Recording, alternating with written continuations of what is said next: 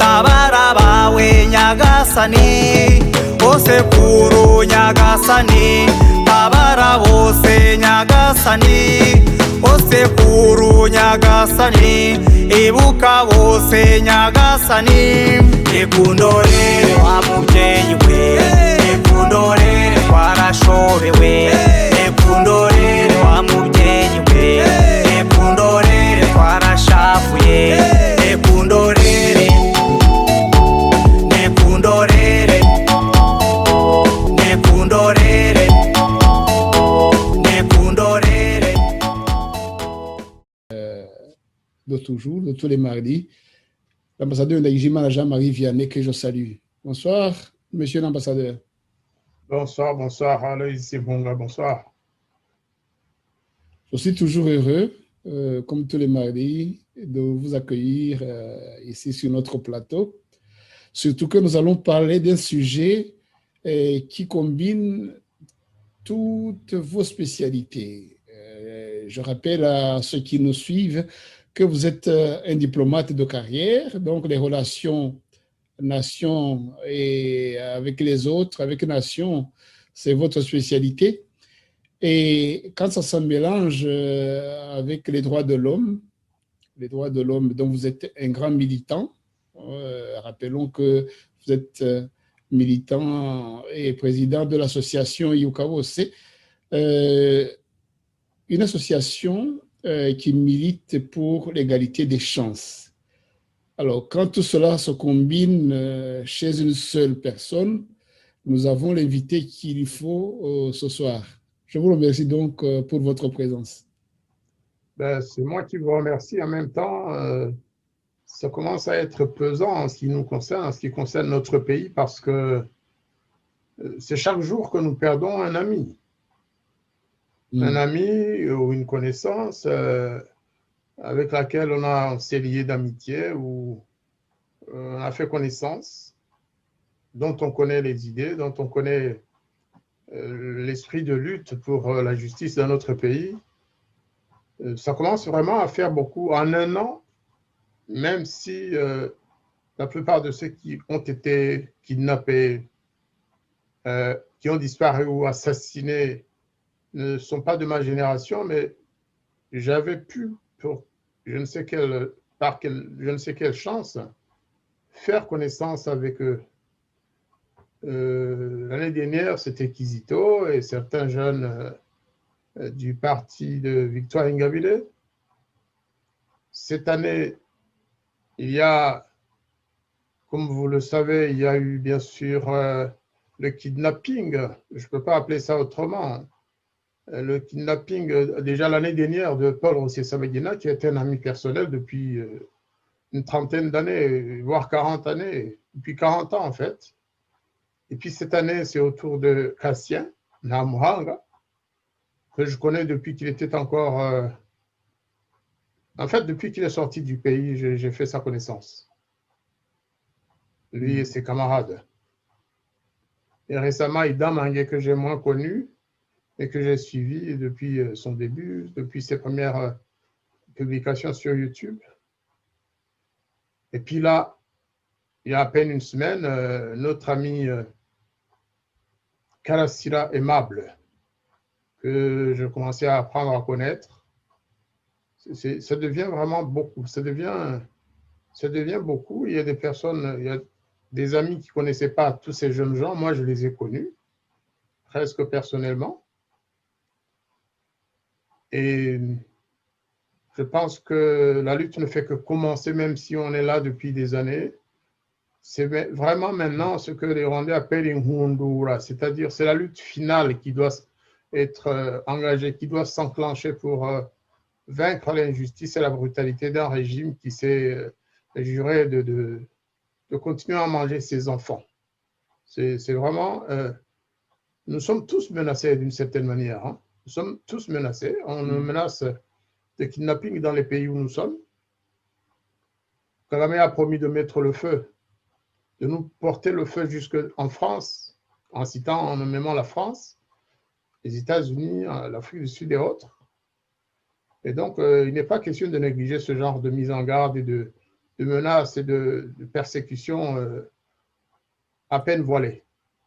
Voilà donc, Aloïse, ce que je voulais donner comme introduction. C'est un sujet très, très, très sérieux, très poignant, que nous devons prendre à sa juste valeur et ne pas lésiner sur les moyens d'essayer de renverser la vapeur, parce que le régime du gouvernement rwandais, le régime de Paul Kagame, continue à tuer les meilleurs de ses enfants, à les kidnapper, à en faire ce qu'il veut en définitive. Et aujourd'hui, il n'est plus comme dans le passé, ce n'est pas une ethnie qui est visée, c'est tous les Rwandais, tous ceux qui pensent autrement, tous ceux qui veulent la liberté et la paix et l'unité nationale, eh bien, ils sont la cible de Paul Kagame et de son régime. Je vous remercie. C'est moi qui vous remercie pour cette introduction qui nous fait entrer dans le vif du sujet d'ailleurs. Une introduction qui démontre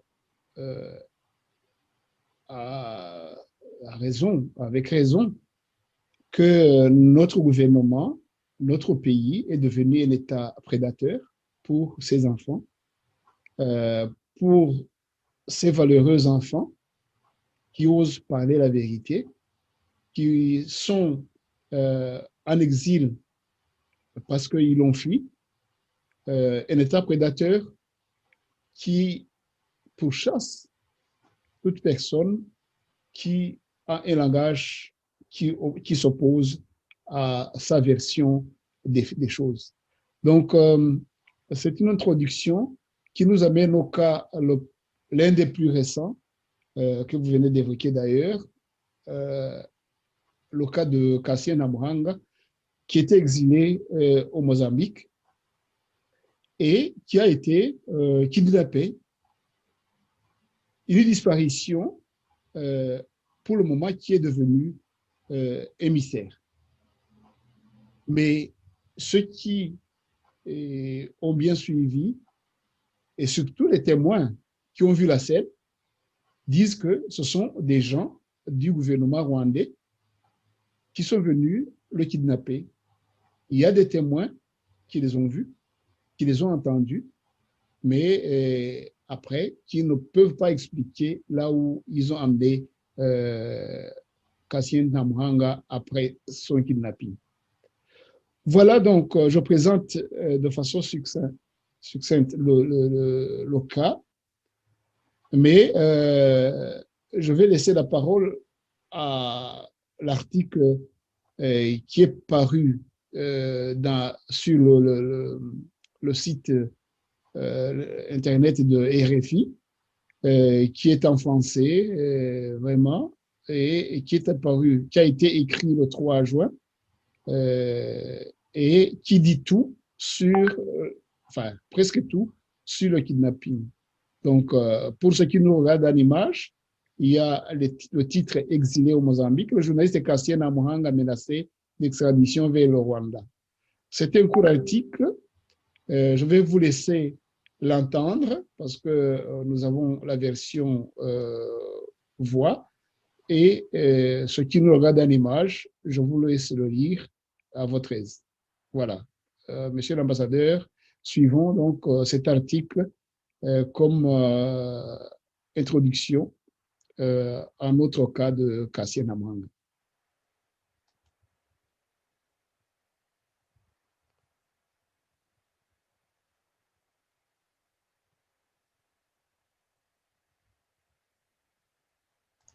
Exilé au Mozambique, le journaliste Cassien Ntamuhanga menacé d'extradition vers le Rwanda. Le cri d'alarme d'une organisation de défense des droits de l'homme mozambicaine. Un journaliste rwandais, demandeur d'asile dans ce pays, serait menacé d'extradition vers le Rwanda. Cassien Ntamuhanga avait disparu depuis le 23 mai. Il était le co-accusé du chanteur vedette Kizito Mihigo, mort depuis dans des circonstances troubles en prison. L'ancien directeur de la radio confessionnelle Amazing Grace avait été condamné à 25 ans de prison pour formation d'un groupe criminel. Conspiration contre le gouvernement ou le président de la République. Complicité de terrorisme et entente en vue de commettre un assassinat. Un procès très décrié, notamment par Reporters sans frontières. Selon le professeur Adriano Nuvinga, directeur du Centre pour la démocratie et le développement, CDD, au Mozambique, Cassien Ntamuanga a été arrêté par la police et remis à l'ambassade du Rwanda à Maputo. Il appelle son gouvernement à mettre un terme à cette extradition illégale.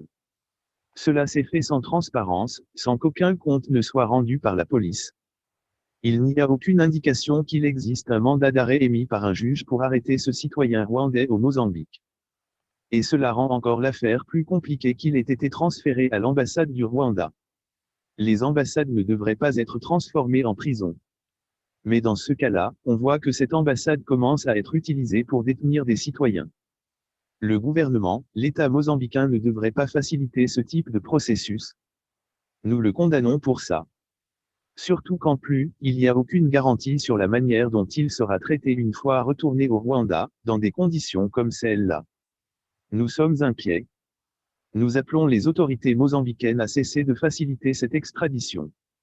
Et ça devrait commencer par empêcher l'extradition illégale de ce journaliste.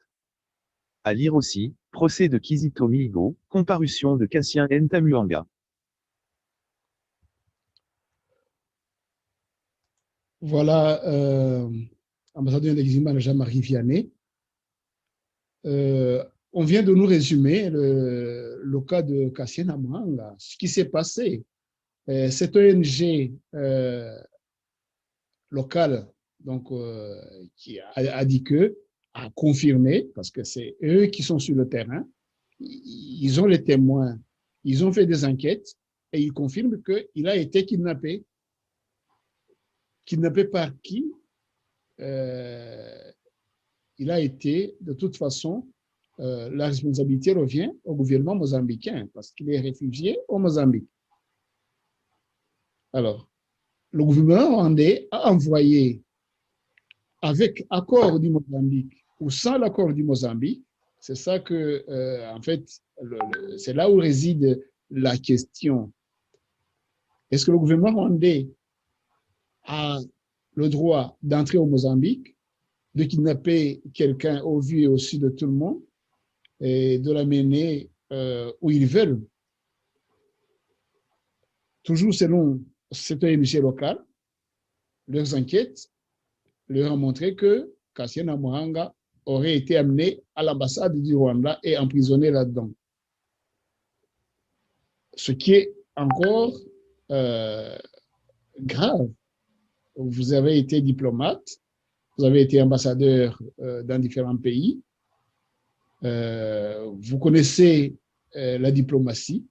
Est-ce qu'une ambassade peut servir de prison pour le kidnapping, pour quelqu'un qui est kidnappé? Est-ce que dans le monde, ça s'est passé? Qu'est-ce qu'il est advenu à ceux qui ont été kidnappés et qu'est-ce qu'il est advenu à ces ambassades, à ce comportement de ces ambassades?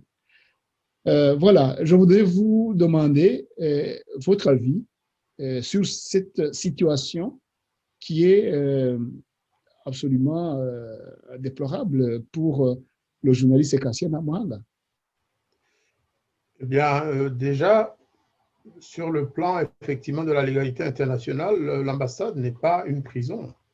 Au contraire, l'ambassade devrait être un havre de paix où des personnes persécutées, notamment même des étrangers, pas nécessairement les compatriotes ou les ressortissants du pays d'origine de cette ambassade, pourraient s'enfuir, demander protection et avoir leur sécurité sauve. En l'occurrence, personnellement, la seule ambassade dont je sais qu'elle a fonctionné de cette manière-là, c'est l'ambassade d'Arabie Saoudite en Turquie. Souvenez-vous, il y a quelques années à peine, il y a un grand journaliste saoudien qui était en Turquie et qui a été kidnappé à l'ambassade de son pays, d'Arabie Saoudite, alors qu'il s'y rendait sur invitation et pour discuter avec son ambassadeur ou un conseiller de cette ambassade. Eh bien, au lieu de ça, il s'est retrouvé emprisonné et assassiné. ça a soulevé beaucoup de protestations à travers le monde. Et cette affaire n'est pas terminée parce que l'Arabie saoudite a subi plein de pression de la part de toutes les grandes démocraties mondiales. Naturellement, on n'ose pas toucher à l'Arabie saoudite parce que c'est un pays pétrolier, c'est un pays qui est puissant et qui protège les intérêts occidentaux dans la région du Moyen-Orient et de la mer Rouge. Eh bien, le Rwanda, en fait, a procédé de la même manière, avec la complicité du pays hôte qui avait reçu Cassien Kamwanda comme réfugié. Rappelons que Cassien Kamwanda était un journaliste qui a connu la prison au Rwanda, qui était en prison avec Nio Mugabo, en prison avec Feu Kizito Mihigo. Nio Mugabo aussi, d'ailleurs, il a disparu, il est mort. Hein. Eh bien, c'est le rescapé des trois objecteurs En fait, il travaillait pour une radio qui s'appelait Amazing Grace. Cette radio a depuis été chassée du Rwanda, y compris le président de cette radio, M. Greg, qui est un pasteur américain, et il a été dépossédé de ses biens parce que tout simplement on voulait le châtier, le punir d'avoir travaillé avec Cassien Nhamuhanga. Donc, ce n'est pas n'importe qui, Cassien. C'est un jeune garçon intelligent, un jeune homme, pardon, intelligent, qui a fait des études assez poussées, qui est sage par nature, et en tout cas qui a une intelligence très vive. Il a des opinions qui défendent les droits des Rwandais. Tout à fait, tout à fait.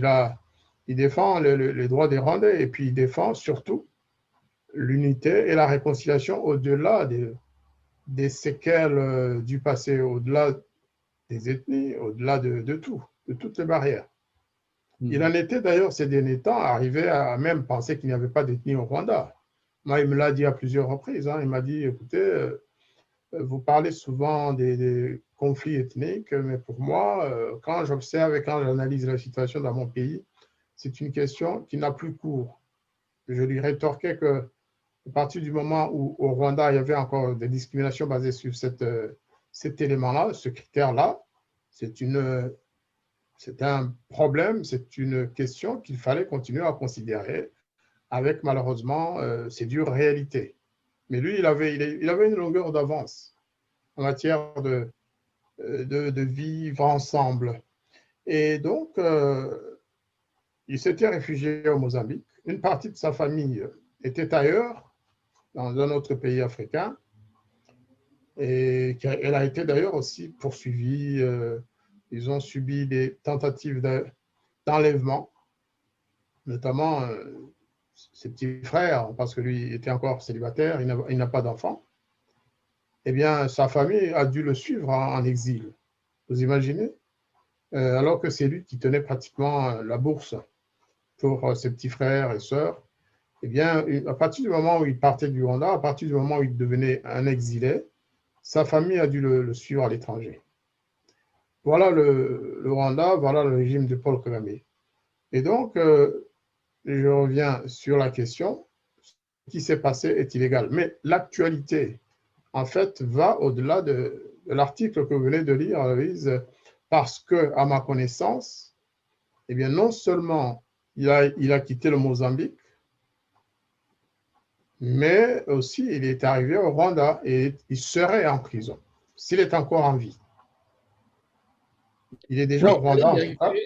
Monsieur l'ambassadeur, Oui. Parce que, imaginons le cas, parce qu'il n'y a pas eu de déclaration du côté des autorités rwandaises, ni du côté des autorités mozambicaines, mais imaginons le cas où il serait amené clandestinement au Rwanda, quelqu'un qui a les antécédents avec ce gouvernement que vous venez de citer, et que dans cette clandestinité, il arrive au Rwanda. Est-ce que y a-t-il une chance que le gouvernement rwandais le montre à l'opinion publique?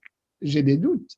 Si l'on considère justement le caractère prédateur de ce gouvernement qui va jusqu'à persécuter et chercher à kidnapper même sa famille, pas l'individu, même jusqu'à sa maman qui est dans un pays étranger. C'est fort, cet état de ce gouvernement ce caractère prédateur qui va jusque-là. Je me demande si ils peuvent le montrer un jour au cas où il aurait amené au Rwanda. C'est justement ça, c'est la méthode de Kigali. Hein. Vous savez, je m'étonne souvent que certains gouvernements dits civilisés des pays occidentaux considèrent Kagame comme un chef d'État normal. Hein. Il était à Paris il y a à peine 2 semaines. Rappelez-vous, quand il est à Paris, il se comporte comme un prince, un homme civilisé, agréable à la limite, maniéré dans son discours comme dans sa façon de se comporter. Et puis quand il arrive au Rwanda, il devient comme un tigre assoiffé de sang. Eh bien, les gens, les gouvernements étrangers qui le cajolent, comme le gouvernement français actuel, hein, en réalité, ils le confortent dans sa prédation, dans ses actes de prédation et dans les assassinats qu'il commet contre le peuple rwandais. Il vient ici, en France, il va aux États-Unis ou ailleurs, eh bien, on le considère comme un homme qui a réussi, comme un chef d'État qui a fait avancer son pays, alors que c'est basé, tout ça, c'est construit sur un mensonge, sur des montagnes de mensonges. Eh bien, quand il arrive au Rwanda, il kidnappe Paul Rusesabagina, je parle du mois d'août de l'année dernière. Il ne l'a pas montré tout de suite, rappelez-vous. On a confirmé l'arrestation de Paul Rusesabagina, ou plutôt le kidnapping, quelques jours plus tard. Rappelez-vous aussi le cas de Calixte Sankara. C'est la même chose, il a été kidnappé aux Comores, avec la complicité des autorités comoriennes, là aussi, et amené au Rwanda. C'est resté secret jusqu'à un jour où on l'a vu devant le tribunal de Kigali, et où il avait visiblement été, enfin, pas caressé en tout cas. Je crois qu'il avait été drogué d'abord et qu'il avait subi des violences physiques. Il avait été torturé parce qu'il ne pouvait même pas se tenir debout. Calixte, qui était un garçon un peu sportif, hein, à l'allure sportive, très, très, très brillant, très loquace, il était là. Et qu'on lui a fait admettre, on lui a fait admettre tout ce qu'on... Exactement, exactement. Donc, Cassien, je crois que c'est une autre étoffe. Hein. Cassien, c'est un résistant. Je pense qu'il va essayer de se battre jusqu'à la mort. Eh bien, plus il se battra, plus il subira des violences physiques, plus il aura des tortures sur lui, plus vraiment j'ai peur pour sa vie, hein, parce que le connaissant, je connais un peu ça. C'est un jeune qui, quand il vous tient tête, même dans l'échange, dans les discussions, il ne lâche que quand il est convaincu. Et puis, rappelons que il a fui la prison au Rwanda. Il a fui la prison, c'est un dur, hein, c'est pas un enfant de cœur. Hein. Il a compris qu'en prison, il allait certainement disparaître, mourir, comme son ami Yomugabo, comme Kizito Mihigo quelques années plus tard, hein, parce qu'ils étaient ensemble en prison. Et avant d'aller en prison, ils travaillaient ensemble. Donc, il avait compris la logique de ce système. En plus, en prison, moi, il m'a raconté, il avait vu la mort de très près. Des camarades de cellule ou des voisins étaient éliminés tous les soirs, toutes les nuits. Donc, il a fui, non pas pour vraiment déjouer la vigilance ou je ne sais quoi, c'était pour sauver sa vie et celle de sa famille. Toujours est-il qu'au Mozambique, le Haut Commissariat aux réfugiés l'avait reçu et lui avait octroyé le statut de réfugié. Officiellement, c'était accepté comme tel. Et donc, déjà à ce niveau-là, le gouvernement mozambicain n'a pas le droit d'exfiltrer un réfugié comme ça. Maintenant, on peut se poser la question de savoir pourquoi. pourquoi le gouvernement mozambicain a accepté de marcher dans la combine avec Kagame? Ça nous ramène là aussi à des intérêts bassement économiques. Ça nous ramène à une soi-disant lutte contre le terrorisme au Mozambique. Parce que le Rwanda a fait passer là aussi l'idée que c'est un pays fort militairement et surtout qui est prêt à aller sur tous les terrains militaires d'Afrique ou d'ailleurs. Et donc le Rwanda a promis au Mozambique d'aller tuer dans l'œuf la résistance islamiste qui est du côté de la frontière avec la Tanzanie, avec le Zanzibar. C'est ça qui a séduit les Mozambicains. Ils se sont dit, pour une fois, nous avons un pays africain qui est prêt à nous aider, comme il est en train de le faire en Centrafrique, à préserver en fait notre pouvoir. Parce que sans ça, c'est le gouvernement mozambicain qui tombe.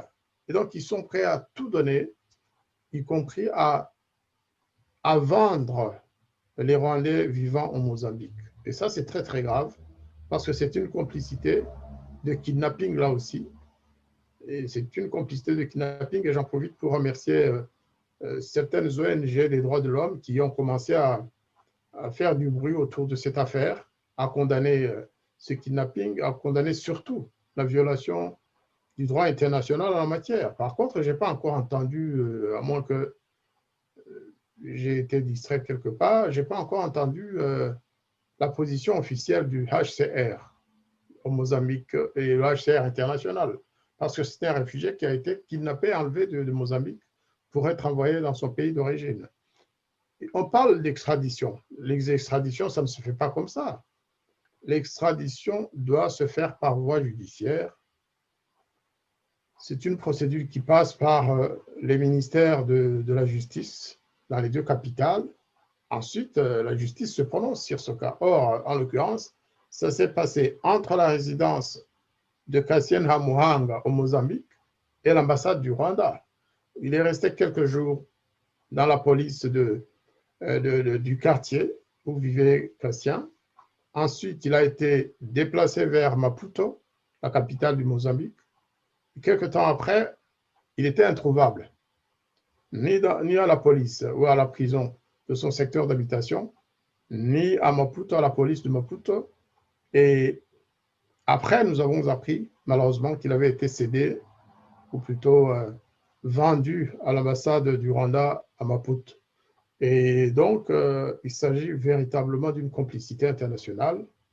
Et honte, bien sûr, au Rwanda, mais il nous a habitués à ça, je veux dire au gouvernement de Kagame, mais vraiment honte au gouvernement mozambicain, qui est quand même un pays qui avait jusque-là montré un certain sérieux dans les relations internationales. Aujourd'hui, le gouvernement de Maputo est même devenu le mouton noir de la région de la SADC.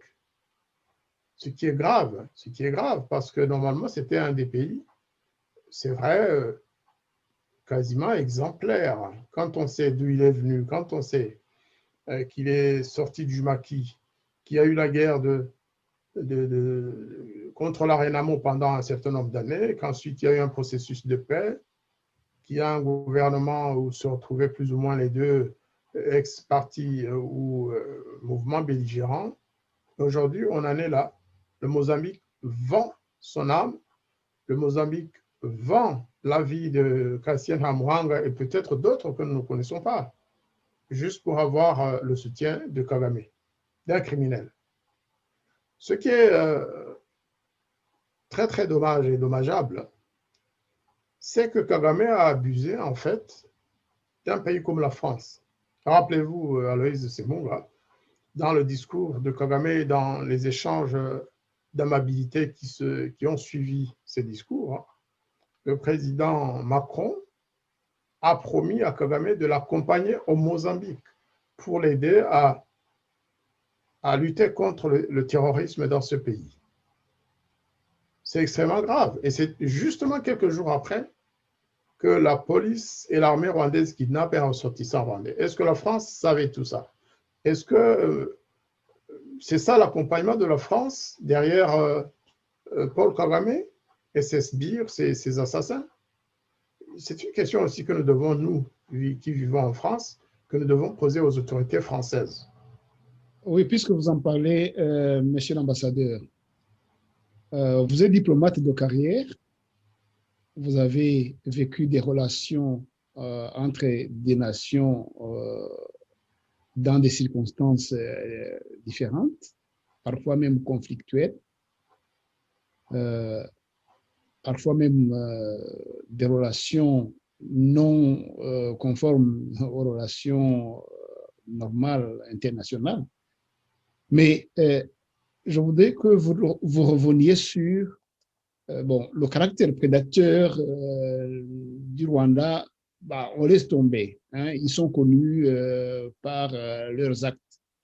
Mais parlons de cette complicité des États qui se disent parfois démocratiques et qui, à le sachant, vont prêter main forte à des actes illégaux comme celui-là, ou alors qui soutiennent des gouvernements comme celui-là, donc comme le gouvernement du Rwanda, qui très manifestement ne respecte rien en matière de relations internationales. Alors, cette attitude de ces gouvernements, cette complicité, je fais référence aussi au rapport du Clerc qui disait que les anciens dignitaires, aux autorités françaises, ont une complicité, ont des responsabilités parce qu'ils ont été au Rwanda pendant les événements de 1994. Est-ce que la complicité de ces anciennes autorités, la complicité ou les responsabilités de ces anciennes autorités dont parle Emmanuel Macron, complicité pour lesquelles il est allé demander pardon, est-ce que lui, il devait demander plutôt aussi pardon pour cette complicité qu'il est en train d'avoir actuellement en direct, donc dans le cas présent, avec un gouvernement pareil, qui fait des actes ignobles de prédation pour ses compatriotes. Quand est-ce qu'il va demander pardon pour ce qu'il est en train de faire? Parce que ce n'est différent, ce n'est jamais différent de ce que les anciennes autorités françaises ont fait dans le temps. Alors, avant de pointer ses prédécesseurs du doigt, je pense que lui aussi devait se pointer du doigt actuellement de ce qu'il est en train de faire. Voilà, ces gouvernements qui soutiennent le président Kagame dans ses actes de prédation dans la région, dans les pays étrangers, à l'envers de ses compatriotes, je pense que ces gouvernements devraient être responsables de leurs actes et de leur complicité aussi. Mais écoutez, vous avez pleinement raison. Je l'ai déjà expliqué, je pense, avec un autre confrère à vous. Et je pense sincèrement d'abord que sur le plan de la vérité, Sito Sensu, eh bien, les accusations portées contre le président Mitterrand, en tout cas, et son gouvernement de l'époque, hein, qui prétendent qu'il y avait des relations complices entre le président Mitterrand et le président Habyarimana, j'ai démontré suffisamment que c'était complètement faux. Maintenant, le président Macron, il est libre de croire à ce que Duclerc lui dit. Hein. Duclerc qui lui-même ne connaît pas l'histoire franco-rwandaise. Ceci dit, ils ne tarderont pas très vite à déchanter parce que Kagame n'est pas, il n'est pas homme à cacher ses sentiments. D'abord, ce qui se passe au Mozambique va ouvrir les yeux à la France. Ce qui se passe aujourd'hui en Centrafrique devrait servir de leçon à la France et au gouvernement du président Macron. Parce qu'au moment où la France décroche de Centrafrique, le Rwanda s'installe. Ça veut dire quand même quelque part qu'il y a une concurrence. Le Rwanda n'est pas un agent de la France pour aller occuper le terrain que la France laisse derrière. C'est au contraire la Russie qui le fait. Le Rwanda travaille main dans la main avec la Russie. La Russie non officielle, mais quand même, on sait ce que ça veut dire en fait. Et donc, c'est une mauvaise analyse que la France a faite de croire que un tour de Kagame à Paris, des beaux discours vont changer la donne. Pas du tout, pas du tout, pas du tout. Eh bien, vous savez, ce qui se passe aussi, pourquoi en fait la France est prête et prompte à soutenir Kagame au Mozambique? Parce qu'il y a des intérêts économiques. La zone qu'occupe la rébellion islamiste au Mozambique, c'est une zone pétrolière. Une zone pétrolière occupée par une grande société française dont je ne donnerai pas le nom et que tout le monde connaît. Eh bien, la France n'a pas intérêt à ce que ces plateformes pétrolières tombent entre les mains des islamistes, naturellement. La France n'a pas intérêt à ce que cette société française décroche du Mozambique, peut-être au profit d'une autre puissance, parce que ce serait catastrophique. Imaginez si s'il y a effet de contagion, si cela se produit aussi en Angola. Excusez-moi de vous interrompre, monsieur l'ambassadeur, Oui. mais il y a des voies diplomatiques pour régler de telles questions. Je parle par exemple de ce qui vient de se passer dans le conseil de la SADC, donc la communauté où se trouve le Mozambique, des pays de l'Afrique du Sud, de la partie sud de l'Afrique. Ces pays, ils ont dit, nous sommes dans une même communauté économique et politique. C'est nous qui devons régler cette question, mais pas le Rwanda qui doit venir chez un de nos membres pour régler ces questions. Je pense que la France devrait prendre exemple et retenir cette leçon. Il y a des voies diplomatiques, des voies d'entente pour régler de telles questions. Mais la France, en se frottant sur le président Kagame qui est taché de sang, la France aura aussi des taches de sang. Ça, c'est certain. Et je pense qu'il est temps que vraiment on en parle dans un langage ouvert, pas diplomatique. Parfois, on dit qu'il faut parler des choses de façon un peu masquée, là, diplomatique. Mais je pense qu'il faut en parler vraiment de façon ouverte. Mais en même temps, vous savez, il y a des choses, des cartes que nous, on ne voit pas. Lorsque le président Macron annonce à Kagame qu'il allait le soutenir, il n'a pas dit militairement, il n'a pas dit diplomatiquement, il n'a pas dit plus. Vous savez que le président Ramaphosa d'Afrique du Sud était aussi à Paris et qu'il y a eu des entretiens tripartites. Je ne suis pas dans le secret des dieux, hein, mais je pense que la tournée actuelle du ministre des Affaires étrangères du Rwanda, M. Biruta, eh bien, cette tournée n'est pas tombée du ciel, hein, elle a été préparée à Paris. Elle a été préparée à Paris. Et je suis de ceux qui pensent que la France est peut-être derrière tout ça pour justement changer la donne. Vous avez parlé de la SADC. La SADC, c'est quoi? C'est une organisation qui compte une dizaine de pays africains dont les membres se trouvent plus dans la zone Afrique, enfin sud du continent. Et ces États avaient conclu un accord, peut-être verbal, mais au bout d'une réunion ou d'un sommet des chefs d'État de la SADC, ils avaient convenu qu'ils allaient porter secours au gouvernement mozambicain, qu'ils allaient envoyer des troupes, qu'ils organiseraient une opération conjointe, Afrique du Sud, Tanzanie, tous quoi, ensemble, pour sortir justement le Mozambique de ses difficultés actuelles. Et qu'est-ce que Kagame a fait?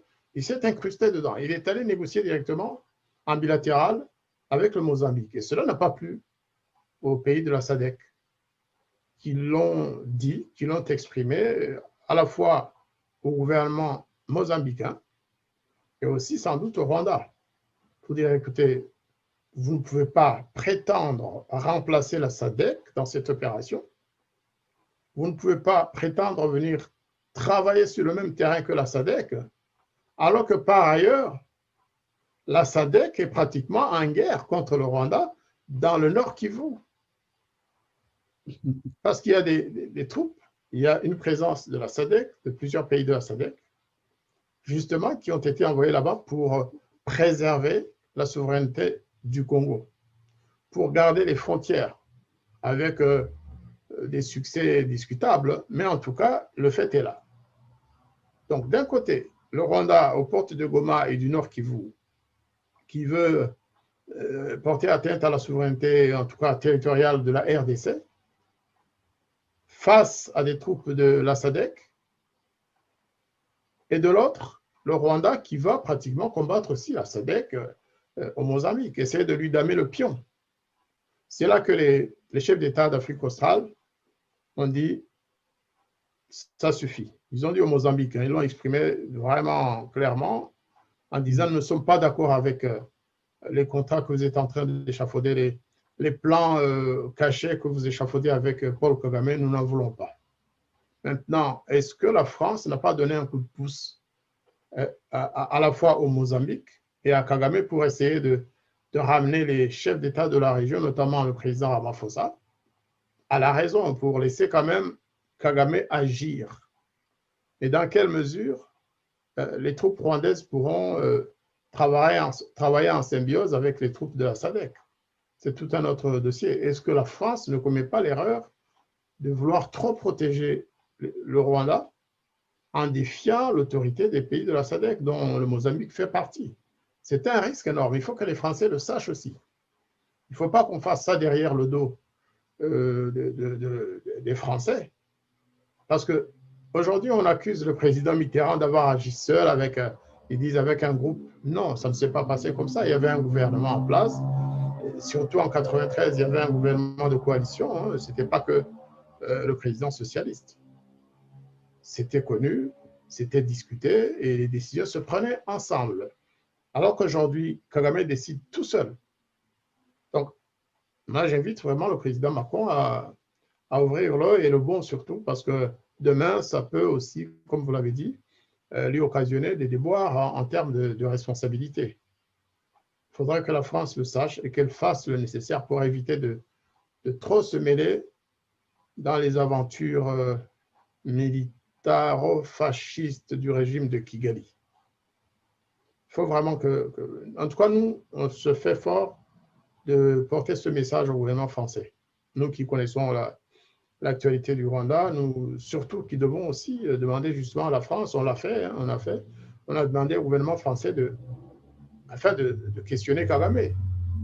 Il reçoit le président français, il lui assure que tout va bien, que les droits humains sont respectés, que les libertés sont respectées au Rwanda, que non, on n'a jamais porté atteinte à la liberté des journalistes, ni des activistes des droits de l'homme. Et puis, aussitôt le président Macron parti, pendant que sa respiration, on l'entend encore à Kanombe partout, on pense qu'il est toujours là, eh bien, il a suffi que l'avion prenne l'envol pour que une répression sauvage s'abatte sur, justement, tous ces jeunes-là qui avaient osé défier le pouvoir de Kagame.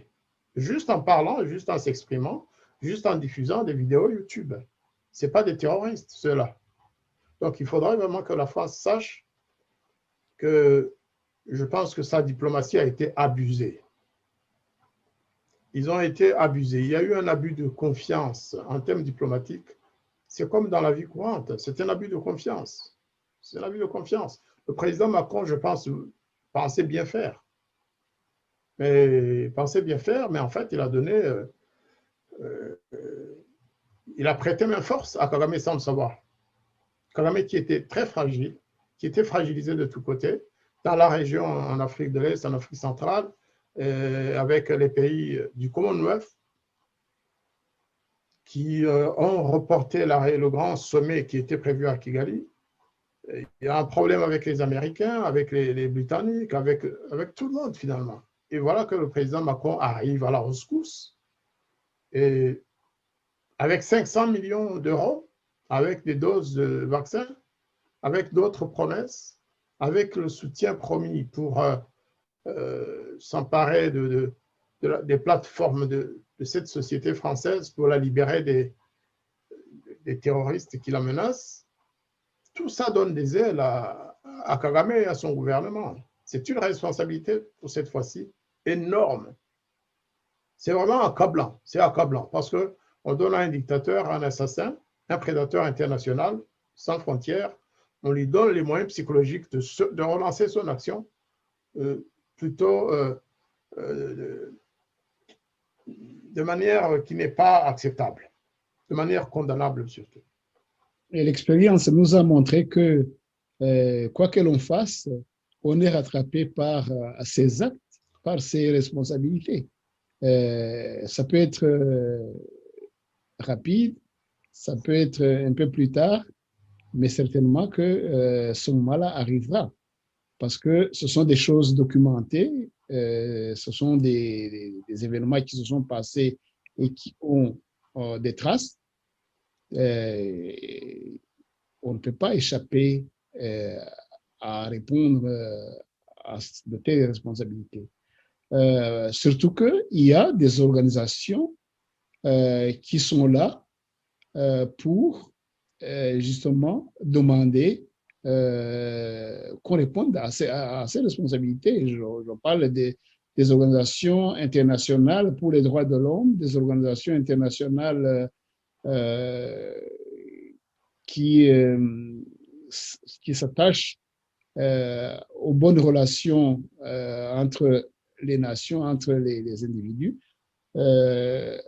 Le Human Rights Watch, si nous revenons à notre cas de base, le cas de Cassien Namwanga,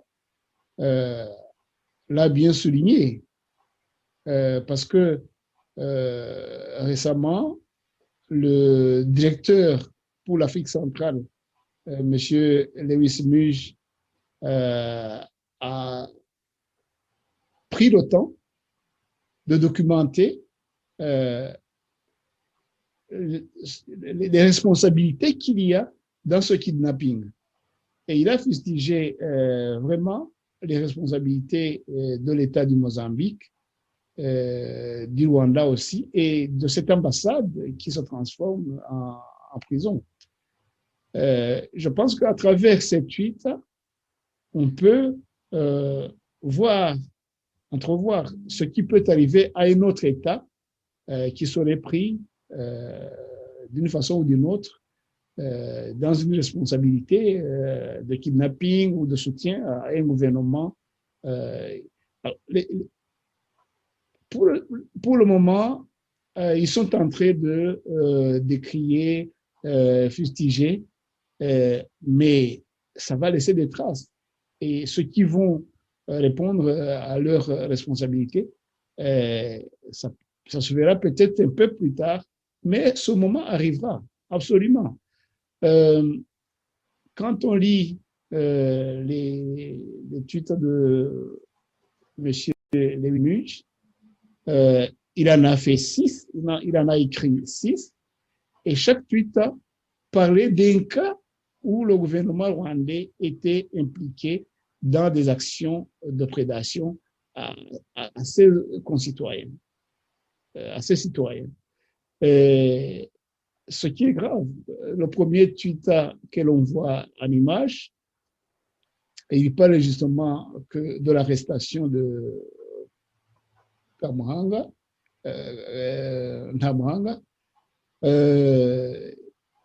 et il dit donc toute l'historique. Ça, c'est le premier tweet. Le deuxième, comme on le voit à l'écran, il documente cette question au passé, hein, au passé de Cassien Namwanga et des gens avec qui il a été et qui ont été tués aussi. Hein. Donc, vous les avez cités, Kizito Mihigo, il y avait oui, Neo Mugabo. Donc, ce sont des cas qu'il a mis justement en exergue pour vraiment documenter ce qu'il dit. Dans le troisième tweet, il a parlé des anciens kidnappings. Hein. Il a parlé notamment du cas de Manira Facha. Il a parlé notamment de Mutawazi. Hein. Ce sont des cas connus. Ils les ont kidnappés, ils ont emmenés au Rwanda, Manu Militari, sans aucune formalité d'extradition légale, sans qu'il y ait un juge qui l'ait décidé, et où le gouvernement rwandais utilisait quelques agents corrompus du gouvernement, ou en tout cas de façon illégale. Dans le quatrième cas, il parlait de kidnapping de Paul Sesabagina. Hein, ceux qui regardent dans l'image, ils peuvent le constater. Le cinquième tweet, il a parlé de la mort de Kizito Mihigo, des enquêtes indépendantes qui ont été demandées et qui n'ont jamais été mises en place, que le Rwanda a complètement refusé. Alors, le dernier tweet, c'est là où vraiment il montre ce que nous disions tout à l'heure, la responsabilité des États. Donc, les autorités du Mozambique qui ne parviennent pas à dire là où est Cassien Namwanga aujourd'hui, et qui ne même le HCR, hein, d'autres institutions qui ne parviennent pas à faire la situation, rendre la situation claire sur le cas de Cassien Namwanga. Évidemment, sur le gouvernement rwandais et d'autres qui auraient cette attitude, hein, des gouvernements qui auraient cette attitude de pouvoir aider un pays à kidnapper ses opposants, kidnapper les gens qu'ils veulent kidnapper à l'intérieur du pays tiers. Ces pays qui sont disposés, en tout cas, à laisser faire, ils fustigent tout ça. L'ambassadeur d'Agizman, Jean-Marie Vianney, que dites-vous de cette attitude, de ces ONG, de ces autorités d'ONG et de tous ceux qui militent pour le droit des gens qui sont kidnappés et qui militent pour que les responsabilités soient établies, surtout pas les États, les gouvernements qui défaillent à leurs responsabilités. Bien évidemment, je ne peux que remercier Human Rights Watch et même les féliciter de leur vigilance et surtout de leur courage pour dénoncer tous les excès du gouvernement rwandais, parce que ce n'est pas le cas de toutes les autres ONG des droits de l'homme. Vous savez, ce n'est pas toujours facile. Rappelez-vous, il y a quelques années, lorsque Mme Louise Mushikiwabo était encore ministre des Affaires étrangères, elle avait traité le président mondial de Human Rights, le directeur de Human Rights, il avait traité de tous les noms, il avait traité de petits blancs qui disaient n'importe quoi, il avait même utilisé des termes sarcastiques sur Twitter, parce que tout simplement, il avait osé demander les comptes concernant justement toutes ces disparitions. Aujourd'hui, on observe la même attitude.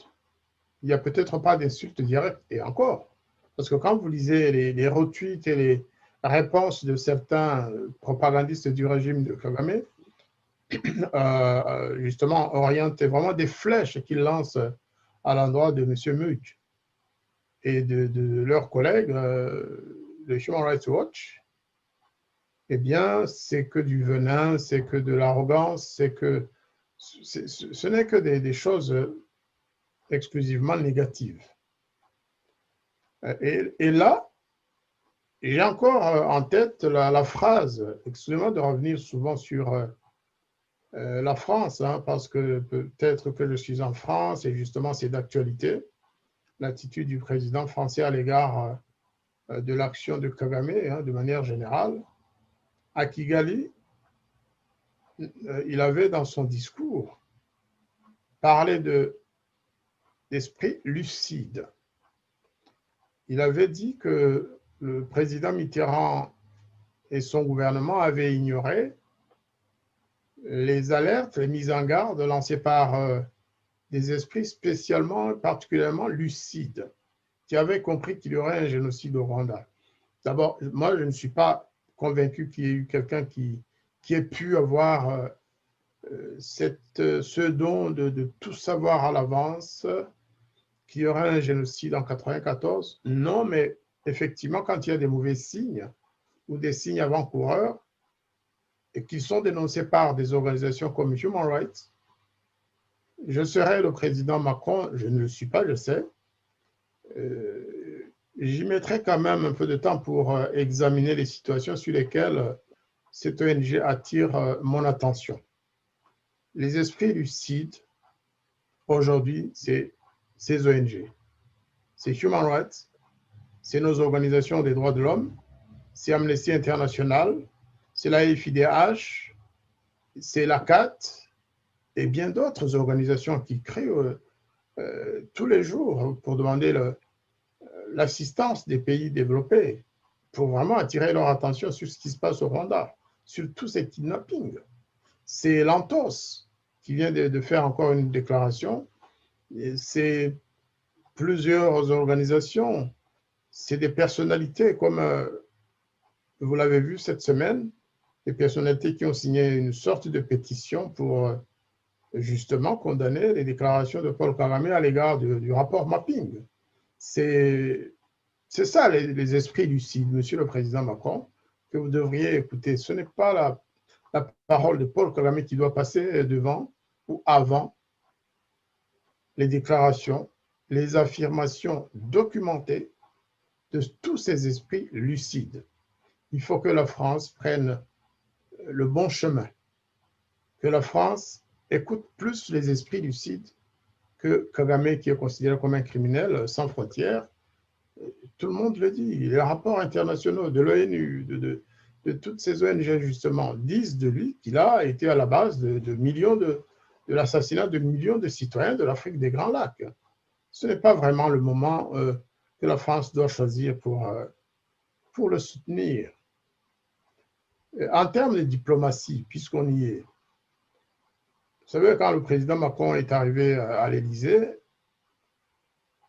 il a déclaré, notamment à l'université de Ouagadougou, hein, devant des jeunes burkinabés, il a dit qu'il allait, je vais utiliser un terme peut-être plus normal, il promettait de casser la France-Afrique, en fait, ou de changer les règles, de travailler dans le respect mutuel, de travailler dans le respect des droits de l'homme, mais de ne plus se mêler des affaires africaines. Je pense que, pourquoi pas, s'il y a le respect, moi je serais preneur, mais le respect ne veut pas dire changer de partenaire, et surtout s'accoupler avec les mauvais partenaires, avec des gens qui oppriment leur pays. Regardez ce qui se passe au Mali aujourd'hui. Au Mali, je crois que la France risque de prendre une décision similaire à celle prise déjà pour la Centrafrique. Parce que la France va probablement retirer ses troupes de Centrafrique et probablement geler d'ailleurs, elle l'a déclaré, l'aide budgétaire et l'aide à la coopération, tout simplement. C'est des mauvais choix. Ces pays, c'est des partenaires de toujours. Il peut y avoir des erreurs, il peut y avoir, comme je l'ai dit tout à l'heure, des changements d'alliance, mais la France n'a pas à capituler à la première alerte. Au Mali, c'est la même chose. On est en train de capituler devant un groupe de militaires qui a peut-être dans l'intérêt national changé les choses, qui a pris le pouvoir. Mais je pense qu'on peut faire mieux en termes de gestion des crises comme celle-là. Au Rwanda, on choisit le mauvais Vous cheval. avez l'impression que la France répare une erreur par une erreur? C'est exactement ça. Moi, j'ai déjà utilisé cette expression, je ne sais pas à qui je l'ai empruntée ou alors moi-même j'en suis venu en y réfléchissant de près. J'ai l'impression que la diplomatie française fonctionne comme les masochistes le font. Des gens qui prennent plaisir à être battus, à être flagellés, à souffrir. Vous souffrez et vous applaudissez la personne qui vous fait souffrir davantage. Vous le suppliez même de vous battre, de vous faire souffrir. Parfois, j'ai l'impression que la diplomatie française joue ce jeu-là. Eh bien, ça risque de laisser des traces pendant très longtemps. Je ne me mêle pas de ce qui ne me regarde pas. Néanmoins, en tant que citoyen français et citoyen ressortissant du Rwanda, j'aimerais que nos deux pays vivent ensemble, mais que l'un n'abuse pas de l'autre. Surtout quand il y a derrière des risques physiques pour les ressortissants rwandais en France. Vous voyez ce qui s'est passé au Mozambique. Pourquoi demain, Kagame n'abuserait pas du gouvernement français ou belge pour venir kidnapper des Rwandais, c'est-à-dire nous, vous. C'était ma question suivante, ambassadeur Ndagijimana Jean-Marie Vianney, parce que ce qui s'est passé au Mozambique, compte tenu du manque de lucidité dans la relation rwando-française, je me dis que demain, ça se passera certainement en France, que Kagame enverra ses sbires pour kidnapper un tel. Si la France s'est tue pour le cas d'Ocasio Nabranga au Mozambique, elle sautera probablement pour quelqu'un qui sera kidnappé aussi en France. Ça vu le cas de Rusesabagina, je me dis, est-ce que la France a exprimé sa position et son attitude par rapport au kidnapping de Paul Rusesabagina, un Belge, un citoyen belge, citoyen de l'Union européenne. Donc, toute cette faiblesse ou cette attitude d'aveuglement, utilisons un terme qui est juste, devant des kidnappings qui se font, ça craint. Donc la France et donc un tel cas peut se produire en France, on ne sera pas étonné.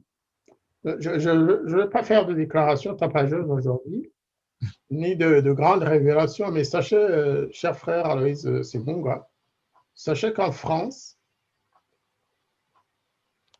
ils sont en train de mettre en place, je veux dire, le gouvernement rwandais et ses sbires en France, ses amis, ils ont installé une sorte d'antenne de réseau qui surveille les ressortissants rwandais vivant en France ou les franco-rwandais vivant en France. Alors, comment est-ce qu'on en est arrivé à découvrir ce réseau? C'est à travers les mouvements d'un journaliste, un jeune journaliste qui fait soi-disant des enquêtes sur la communauté rwandaise de France, de Belgique et d'ailleurs, c'est-à-dire de la communauté rwandaise d'Europe. Eh bien, il a peut-être commis l'erreur de signaler dans un article de presse qu'il partageait ses renseignements avec une personne connue de nous tous, qui appartient au réseau du général Kabarebe. C'est-à-dire que toutes les informations que ce journaliste recueille sur nous, c'est-à-dire là où nous habitons, nos habitudes, nos relations d'amis, notre réseau amical d'amis, je veux dire, tout ce que nous aimons faire, parce qu'il a les moyens, il fait le tour de la France, il va dans toutes les villes pour espionner les Rwandais. soi-disant, pour traquer les génocidaires. Ce n'est pas son rôle à ce journaliste. Très mal parce qu'il commet beaucoup d'erreurs. Et après avoir recueilli les renseignements, il les apporte à cette personne qui est la représentante en fait du réseau Kabalebe en France, parce qu'ils ont une relation familiale très très proche.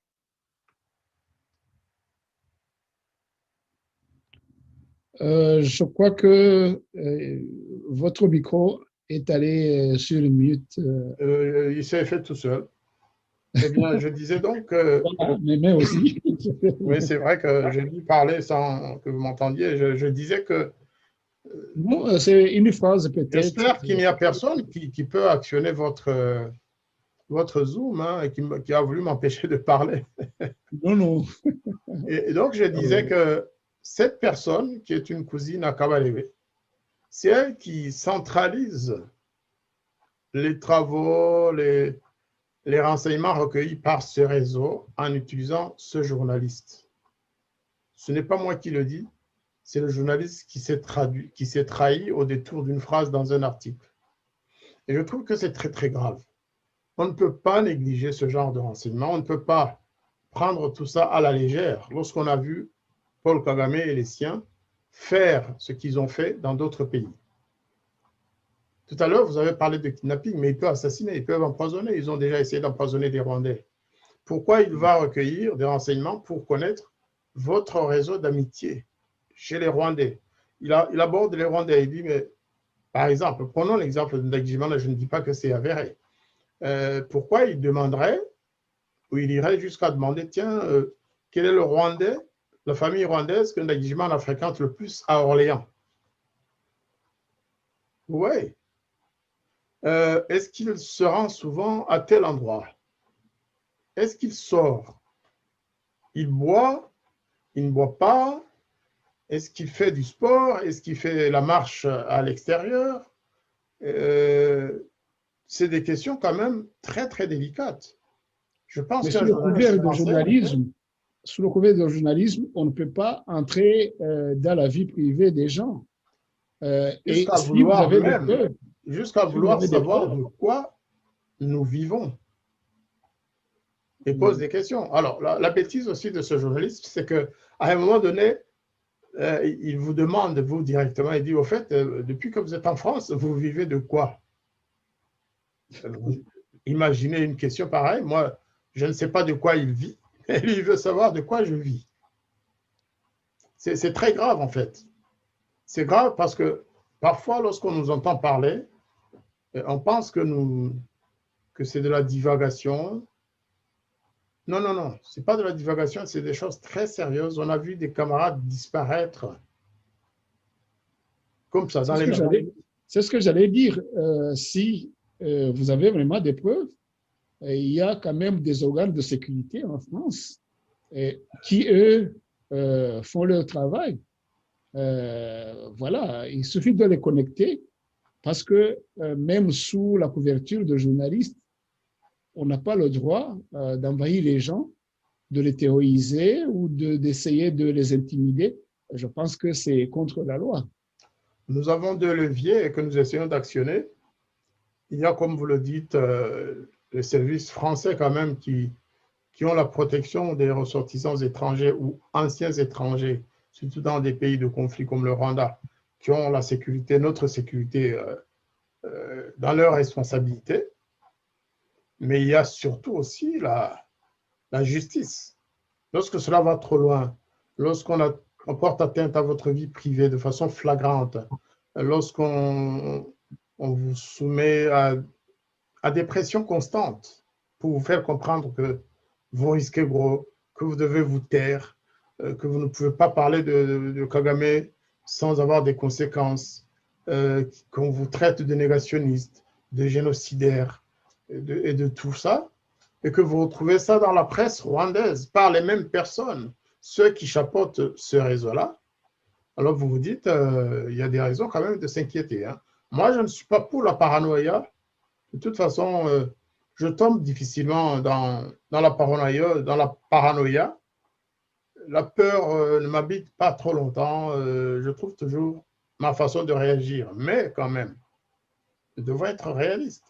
Patrick Mazimpaka était un ancien chef des renseignements militaires. Il s'est laissé prendre dans le piège par un de ses meilleurs amis. Oui.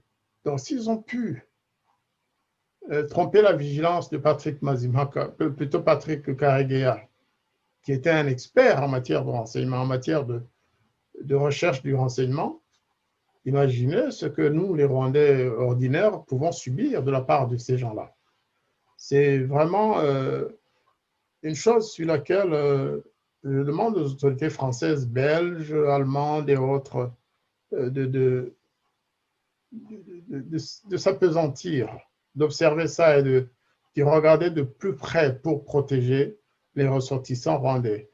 Ce qui s'est passé en 2014, je pense, 13-14, à Johannesburg, peut se passer à Paris ou ailleurs. Ça peut se passer à Paris ou ailleurs. Kagame, il vient, il séduit son homologue en France, et puis après, il a le feu vert pour faire entrer qui il veut. Des militaires qui viendraient, par exemple, je ne sais pas si c'est déjà fait, mais j'en ai entendu parler, un groupe de militaires français qui viendraient soi-disant pour s'entraîner à manier certaines armes qu'il achèterait en France.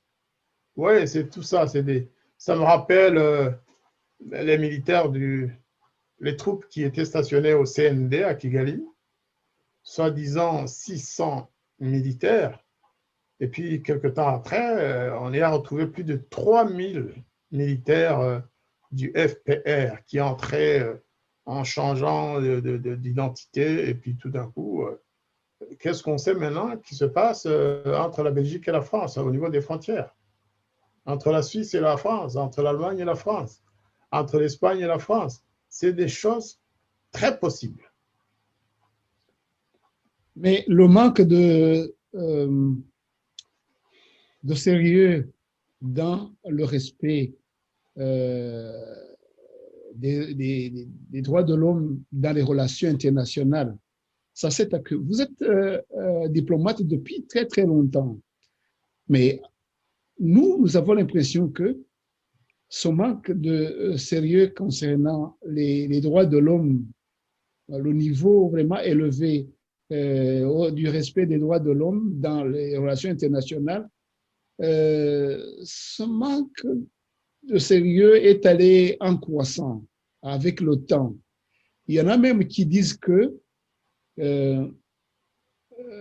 les organisations ou les organes qui, dans le temps, étaient très vigilants à ce propos, je parle par exemple du Conseil de sécurité, dans le temps, on entendait des sanctions, on entendait des choses, des pays qui étaient remis à leur place, mais on n'entend plus. C'est comme si le Conseil de sécurité était en vacances. Les organes comme ceux de l'Union européenne en matière des droits de l'homme, en matière on ne les entend pas. Donc, les relations internationales sont devenues pays, nation, et nous qui avons le malheur d'être tombés, d'être nés dans un pays où les droits de l'homme sont bafoués au vu et au su de tout le monde, on n'a pas un organe international qui peut dire, voilà, non, il faut que ça cesse. Comment voyez-vous, avec votre longue carrière, l'évolution vraiment de la main de l'opinion internationale, des organes internationaux sur les États en matière de droits de l'homme dans le temps? Comment vous le voyez? Je vais vous étonner, mais je suis très pessimiste parce que, vous savez, les aspects idéologiques ont cessé d'être. À l'époque, rappelez-vous, Dulcie September, elle avait été assassinée à Paris. Cette militante des droits de l'homme en Afrique du Sud, eh bien, elle a été assassinée en pleine rue de Paris hein, par des agents du régime apartheid. Parce qu'en France, l'Afrique du Sud raciste avait des agents qui combattaient pour sauvegarder l'apartheid précisément. À l'époque, les mouvements de gauche qui s'appelaient progressistes ou révolutionnaires accompagnaient les droits de l'homme, accompagnaient les revendications pour la bonne application des droits des citoyens à travers le monde. À l'époque de l'internationalisme et de la solidarité internationale socialisante, socialiste. Aujourd'hui, en France, je ne vais pas pointer du doigt quelque parti que ce soit. Personnellement, j'ai l'impression qu'en ce qui concerne le Rwanda, c'est l'inverse. Ce sont ces mouvements qui se sont laissés avoir, les jeunesses de tel parti de gauche ou de tel autre, telle personnalité. C'est là qu'il y a problème. Donc, à l'époque, ces personnes-là se battaient pour la bonne application des droits humains. Aujourd'hui, c'est l'inverse parce que ce qui s'est passé au Rwanda, je reste dans le cas rwandais, hein, eh bien, il y a eu l'impensable, l'inacceptable, c'est-à-dire le génocide de 1994. Et pour beaucoup, tout le reste ne vaut pas la peine. Quand vous parlez du Rwanda aujourd'hui à un Français moyen ou pas moyen, une autorité qui n'a pas tout compris, il va vous dire, mais vous savez, monsieur, ces gens ont arrêté le génocide. C'est un vrai problème. À New York, aux Nations Unies, c'est la même chose. Personne n'ose faire face à Paul Kagame et à son gouvernement. Ils ont arrêté le génocide. C'est-à-dire, on est resté sur le mensonge de 1994, selon lequel le FPR avait arrêté le génocide, alors que tout le monde sait qu'il a tout fait pour que le génocide ne s'arrête pas. Il a même combattu ceux des membres de la communauté internationale qui se proposaient d'aller l'arrêter, le stopper. Et donc, il y a ce mur. C'est un vrai mur. Je crois que nous ne devons pas trop attendre de ces gouvernements, du gouvernement français, du gouvernement belge, de l'Union européenne. C'est nous. La balle est dans notre camp. Nous devons vraiment nous organiser pour créer une force de frappe. Une force de frappe pour résister à cette tentation de la facilité. Ces pays-ci ne comprennent pas ce qui s'est passé, ou alors même quand ils comprennent, ils n'osent pas le dire. La première balle, moi, je la lance du côté de la communauté rwandaise elle-même. Nous ne sommes pas assez mobilisés, vous savez. Regardez par exemple les anciens responsables rwandais qui ne sont pourtant, ils ne sont pas tous poursuivis pour génocide. Il y a beaucoup qui sont jeunes, qui ont dans les 50 ans, 60 ans, qui ont eu des responsabilités dans notre pays. Est-ce que vous les entendez parler? Est-ce que vous les entendez? Est-ce que vous les voyez agir? C'est des petits vieux comme moi et vous et les autres qui continuent à nous battre. Heureusement qu'il y a des jeunes qui ont la trentaine, la quarantaine, la jeunesse, effectivement. Mais entre les deux, il y a des personnes qui ne... Écoutez, je ne vais pas me faire des amis en disant cela, mais je crois vraiment que nous dormons un peu quand même. Il faudrait que les gens se réveillent, que les gens osent se montrer et montrer qu'ils ne sont pas contents. Pas qu'ils soient en colère, mais qu'ils réclament la justice, qu'ils réclament la bonne administration des droits humains dans notre pays et dans les pays où nous résidons. Parce que... C'est pas de peur qu'ils se terrent chez eux et ne disent rien, ne fassent rien. Oui, mais de toute façon, cette peur ne va pas les sauver. Vous savez, quand le malheur est là, quand le mal et le danger sont là, ils ne vont pas passer à côté parce que vous vous cachez, au contraire. Lorsque vous serez atteint en vous cachant, personne ne saura même ce qu'il est devenu, ce que vous êtes devenu. Personne ne saura. Si Cassien n'avait pas été actif, il aurait pu être enlevé, personne n'aurait su que Cassien était kidnappé. Vous voyez? Donc, vraiment, je lance un appel à nos compatriotes. Il faut qu'on se réveille. Bien sûr qu'on continue à exercer des pressions sur les pays qui montrent beaucoup complicité ou de complaisance à l'égard du gouvernement rwandais et des crimes commis au quotidien par le gouvernement de Paul Kagame, il faut qu'on les aborde, qu'on leur parle, qu'on fasse les manifestations. Les jeunes peuvent encore les faire, mais nous devons nous parler, nous devons dire la vérité, nous devons approcher les autorités des pays où nous sommes. Il faut leur dire, eh bien, vous êtes en train de tuer l'avenir. Vous savez, un jour ou l'autre, qu'on le veuille ou non, la situation politique va changer au Rwanda. La situation politique va changer et ce ne sont pas les mêmes acteurs. Aujourd'hui, on dit que Kagame est fort, qu'il a le pouvoir, qu'il a tout ce qu'il faut pour garder le pouvoir pendant 50 ans. Ce n'est pas vrai. Ce n'est pas vrai. J'imagine que la France, la Belgique, les États-Unis et autres souhaitent préserver des relations amicales avec nos pays. Vous devancez justement, justement d'écouter les esprits lucides. Vous me devancez parce que je voulais vous demander, en allant vers la fin de notre entretien, je voulais vous demander justement de donner une perspective et de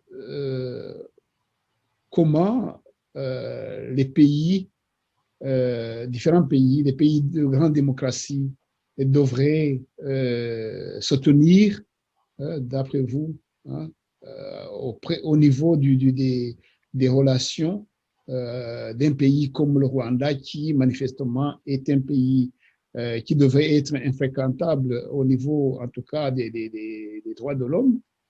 Quelle perspective vous voyez, quel conseil à ces pays-là, et quel conseil, justement, vous commenciez à parler des Rwandais, quel conseil au gouvernement rwandais, quel conseil à nous, vous venez d'en parler, mais vraiment, il faut que ça s'entende clairement. Comment allons-nous nous en sortir? Écoutez, vous faites bien de poser cette question parce que, en ma souvenance, vous avez été un des premiers à lire le rapport du clerc. Un week-end, vous l'avez pratiquement dévoré. Je me rappelle qu'on avait fait une émission à ce sujet. Moi, je n'avais même pas encore lu le tiers de ce rapport, mais la conclusion, oui. Et l'essentiel de ce rapport, je l'avais parcouru en diagonale. On y voit quelque part une critique à l'endroit de l'ancien président Mitterrand et de ce qu'ils appellent son entourage. Ils utilisent le terme entourage. Eh bien, tous les chefs d'État ont des entourages familiaux, politiques ou autres, amicaux. On reprochait donc au président Mitterrand et au gouvernement de l'époque de n'avoir pas suffisamment écouté l'opposition rwandaise. Qu'on n'écoutait que le président Habyarimana et son Akazu. Eh bien, honnêtement, est-ce qu'aujourd'hui, les autorités françaises écoutent l'opposition rwandaise ou ceux qui vivent en France mais ne partagent pas l'opinion la plus courante au Rwanda, c'est-à-dire véhiculée par Ibuka et autres? Est-ce que le gouvernement belge écoute les Rwandais exilés, réfugiés en Belgique? Je veux dire, pas du tout. Occasionnellement, on reçoit un ou deux qui passent au ministère des Affaires étrangères, au Quai d'Orsay. Mais on n'écoute pas les Rwandais. On écoute, en revanche, le gouvernement rwandais de Paul Kagame. On écoute les associations rwandaises affiliées au gouvernement de Kagame. On écoute bien sûr les membres des réseaux pro-Kagame, les associations françaises pro-Kagame, on les écoute, on les reçoit jusqu'à l'Élysée. Il y a 2 ans, le président Macron avait reçu l'association Ibuka à l'Élysée. C'est quand même un geste très très fort. Et il sait bien que Ibuka, c'est une émanation du gouvernement du FPR. Tout le monde le sait. Du moins les dirigeants d'Ibuka, je ne parle pas de l'association per se. les dirigeants d'Ibuka sont des émanations du système et des organes du FPR. Ils ne peuvent pas s'exprimer autrement que à travers le discours officiel du gouvernement de Kagame. Donc, ce qu'ils sont en train de faire aujourd'hui, c'est pire que ce qui se passait il y a quelques années, parce que je me rappelle, même Kagame avait été reçu à Paris, alors que c'était un rebelle. Est-ce qu'aujourd'hui, Paris peut recevoir le dirigeant des FDLR ou des FNL ou FLN, je ne sais pas? C'est impensable. S'il ose traverser les frontières, il va être arrêté. Oui, c'est facile de critiquer le passé parce que les responsables de l'époque ne sont plus en vie. Mais je dois avouer qu'à cette époque-là, il y avait un bureau du FPR à Bruxelles, officiellement reconnu. Guillaume Zagala a été reçu aux affaires étrangères, je dirais, au Palais Royal, je pense, quand il demandait. Aujourd'hui, si vous vous déclarez officiellement opposé au FPR par les armes, vous serez arrêté et traduit en justice. Quelle est la raison, d'après vous? La raison, c'est que justement, le FPR a pu jouer avec la peur d'un nouveau génocide. C'est ça la réalité. Tout le monde a peur de dire non au FPR. Il y a un autre pays qui a la même stratégie. Il y en a qui disent que, excusez-moi encore une fois de couper la parole, il y en a qui disent que le FPR, grâce à des enjeux géopolitiques, promet ou donne des choses que l'ancien gouvernement du Rwanda ne pouvait pas donner parce que sa moralité ne lui permettait pas d'accepter l'inacceptable dans la région, même à l'intérieur du Rwanda, mais que le FPR, lui, s'en fout et que il est capable de se rallier avec n'importe qui en lui promettant, en lui donnant certains avantages géopolitiques. Est-ce qu'ils ont raison ou pas? Quel avantage la France attend de Kagame dans la région? La France peut aller à Kinshasa et négocier tout ce qu'elle veut. La France est en Ouganda. Elle a de très très bonnes relations avec l'Ouganda de Museveni. La France peut aller au Burundi, travailler avec le gouvernement burundais actuel. Elle n'a pas besoin de passer par Paul Kagame qui lui passe par la fenêtre pour aller piller les richesses du Congo. Donc c'est des prétextes. Il n'y a pas, je ne vois pas quels intérêts la France aurait ou a à pactiser avec un régime qui pille les richesses de ces pays, des pays voisins, qui menace l'Ouganda de guerre et tout, qui menace le chef d'État de la Tanzanie, qui menace le Burundi. Quel intérêt la France a? Je crois que c'est une volonté de peut-être de frapper là où c'est facile. Là où c'est facile, mais je ne pense pas que ce soit pour des intérêts que ce pays n'aurait pas dans les pays voisins du Rwanda. La France peut tout négocier au Congo. D'ailleurs, c'est ce qui va arriver bientôt. La France a de très très bonnes relations avec l'Ouganda, économiques et autres. Le Burundi, c'est peut-être moins, mais la France a des relations normales avec ce pays. Pourquoi s'acoquiner avec un pays qui déstabilise la région, un pays qui massacre ses habitants, un pays qui insulte la France au quotidien et qui va... Vous savez, certains pensent que l'affaire du génocide, de complicité de génocide de la France au Rwanda est terminée. Ce n'est pas vrai. Attendez un peu, voir comment va évoluer le procès en cassation, procès attentat du 6 avril. Il suffira qu'il y ait un raté, je veux dire un raté pour le FPR, pour que tout redevienne comme avant, pour que la France soit accusée de complicité de génocide, et tout, et tout, et tout. Donc, ce qu'il faudrait faire, c'est vraiment que ces pays se rendent compte que le partenaire choisi actuellement, ce n'est pas le bon. Ceci dit, moi, je suis en faveur vraiment du renforcement des relations entre la France et le Rwanda, mais dans le respect des intérêts de tout le monde dans la région. Pas pour aller déstabiliser les voisins. Il ne faut pas que la France entre dans ce jeu, que la France fournisse des armes qui vont demain déstabiliser les voisins, alors que les autorités françaises actuelles reprochent à Mitterrand d'avoir vendu ou donné des armes au régime de Habyarimana, qui pourtant se défendait tout à fait légitimement. Donc, on ne va pas revenir sur le débat France-Rwanda, puisqu'on a parlé des droits humains, puisqu'on a parlé de la sécurité des ressortissants rwandais ou des franco-rwandais en France. Il est permis d'ailleurs, le groupe d'initiative France-Rwanda, puisque je travaille aussi avec ce groupe-là, il va sortir un mémorandum qui prouve qu'il y a transplantation de l'apartheid mémoriel et ethnique du Rwanda vers la France. Et c'est quand même extraordinaire, c'est grave. Les habitudes que Kagame a prises au Rwanda de séparer les droits qu'il accorde aux citoyens de ce pays, du Rwanda, par rapport à leur ethnie d'origine, eh bien en France, c'est déjà le cas. En fait, on consacre l'apartheid qui est d'application au Rwanda, il est en train d'être consacré en France. Carrément. Et on va le faire savoir. Je ne dis pas qu'on sera écouté, mais au moins on leur a dit.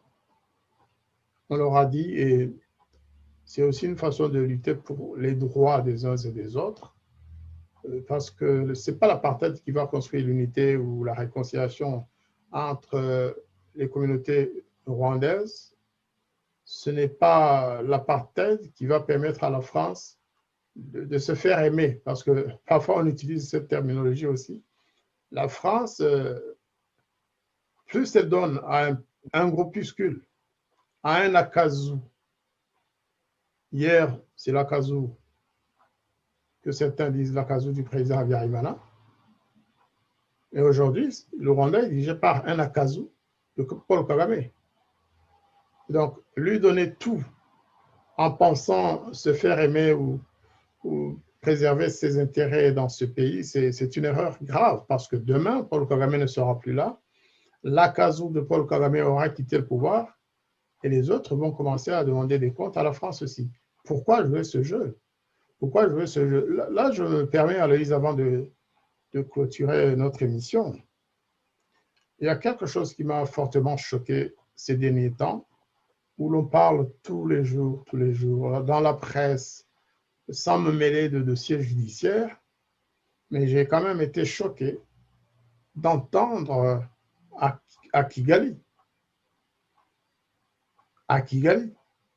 citer le nom de Mme Agathe Habyarimana. C'est inacceptable. C'est inacceptable. C'est inhumain. Cette maman a perdu son mari dans l'attentat du 6 avril 1994. 2 jours après, si mes souvenirs sont bons, elle a quitté le Rwanda. Elle a traversé l'Afrique par le Zaïre, la Centrafrique, le Gabon, je pense aussi. Et puis elle est arrivée en France le 13. Qu'elle ait pu prononcer un mot de trop par colère ou tristesse ou par la souffrance qu'elle subissait en ce moment-là. Je suis d'accord qu'elle a peut-être fait ça. Elle a peut-être lancé un mot qui a pu donner l'impression qu'elle soutenait des choses. Mais elle n'était pas au Rwanda. Il ne faut pas, là aussi, privilégier ceux qui pensent que quelqu'un, en rêvant ou dans la pensée, que quelqu'un peut participer à un génocide dans la pensée.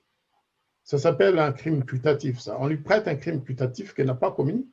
Il n'y a aucune preuve. Le tribunal pénal international a abandonné la poursuite de ce dossier. Pourquoi en France, on voudrait la victimiser, plutôt la culpabiliser pour ce qu'elle n'a pas fait? En fait, à travers elle...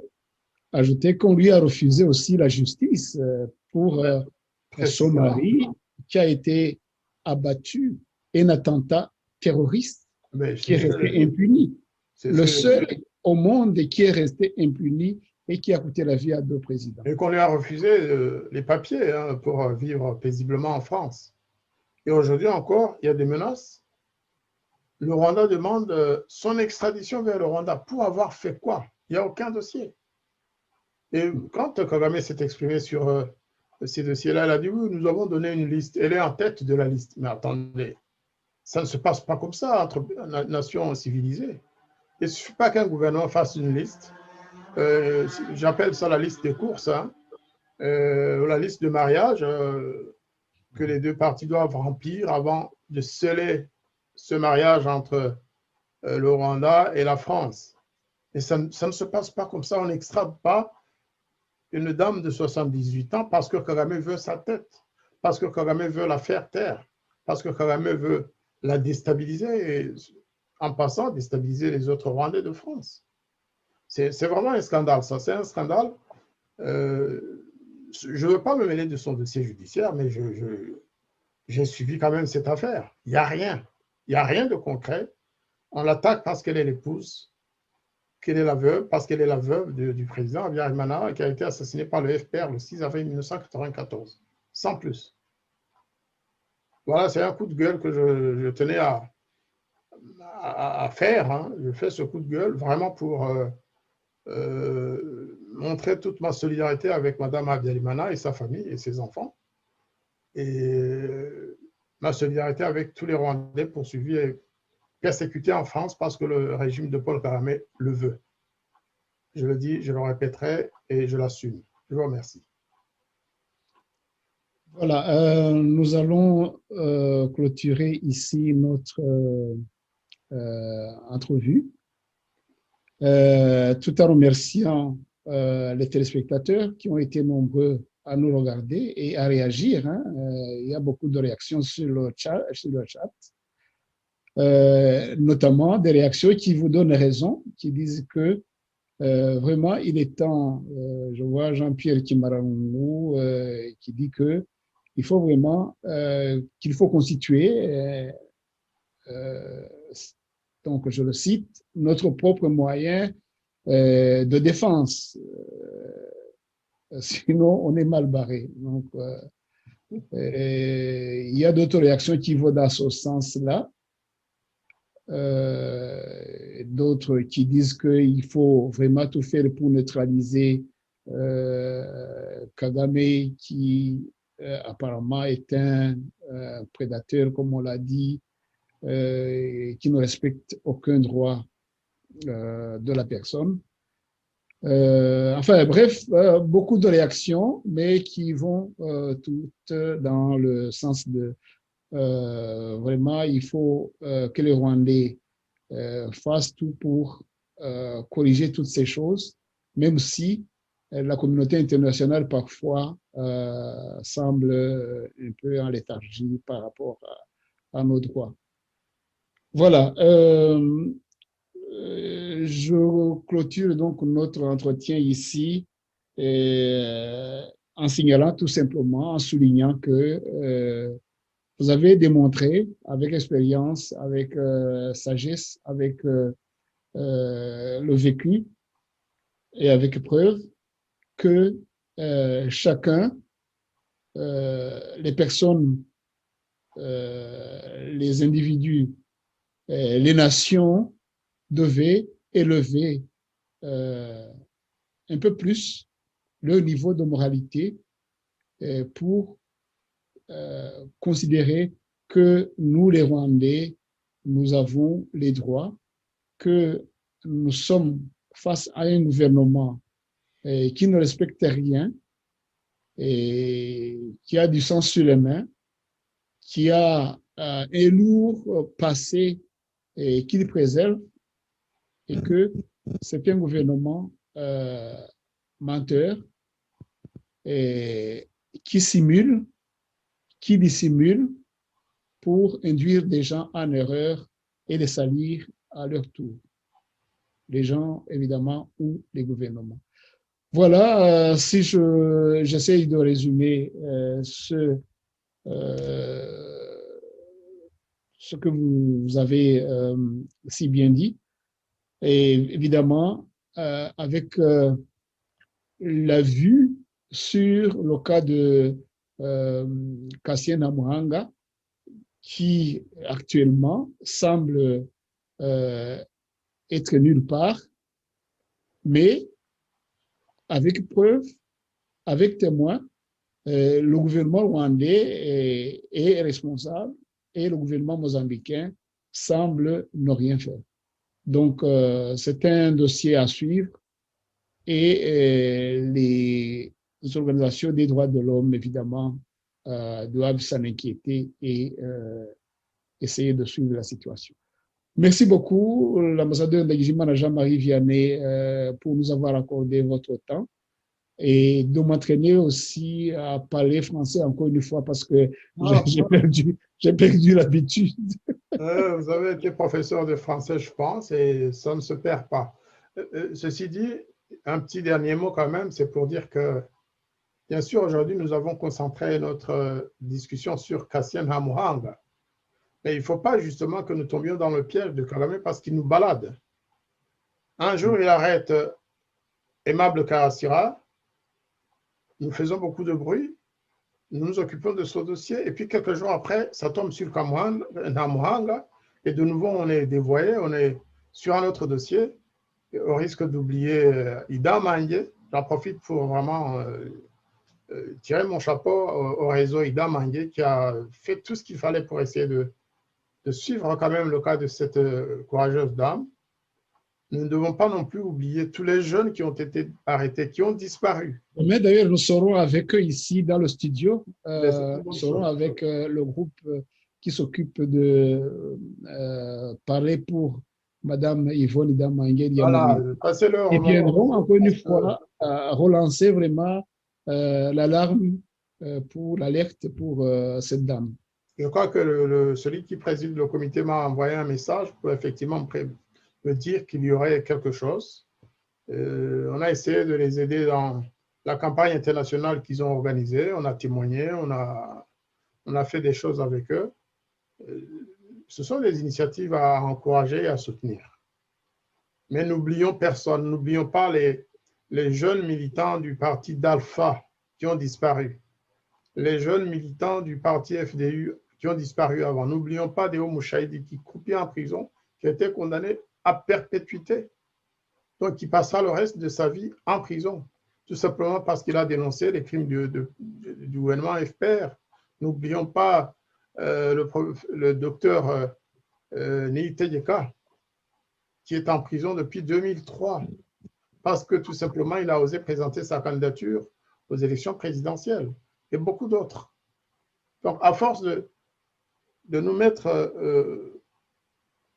chaque jour une victime devant les yeux et dire, voilà, suivez celui-là, il nous fait oublier les autres, eh bien, nous devons refuser cette logique. Et chaque fois que nous nous battons pour les droits de Cassien Ntamuhanga, parlez aussi de Deo Mouchaïdi et de ses camarades qui sont encore en prison pour rien. Ils n'ont rien fait que de s'être opposés par leurs idées, par leurs opinions au régime de Paul Kagame. Je vous remercie beaucoup, Aloïse. Et encore une fois, bravo à l'équipe de Radio Rumuri. Voilà, c'est nous qui vous remercions, ambassadeur Ndagijimana Jean-Marie Vianney, de nous trouver chaque fois du temps qu'il faut pour essayer de nous éclairer sur certains sujets qui ont un rapport avec la diplomatie et les droits de l'homme. Et je vous souhaite vraiment une excellente